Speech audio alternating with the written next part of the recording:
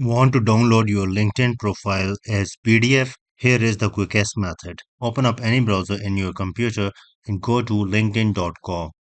Here you have to sign in with your email and the password. I will continue it with my Google account. If you also have Google account connected to your LinkedIn, you can follow the same method and click confirm. Once you are logged into your LinkedIn, you could go to your profile by clicking on the Me button and then click here.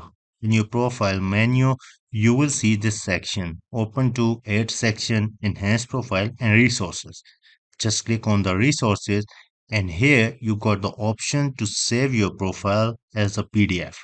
Let's click here. This will instantly generate a PDF for your LinkedIn profile. Let me save it on the desktop. It's downloaded. Let's open it. Here I got my LinkedIn profile as a PDF. I could also use it as a resume. So that's it about today's quick video. Thanks for watching and I will see you in the next one.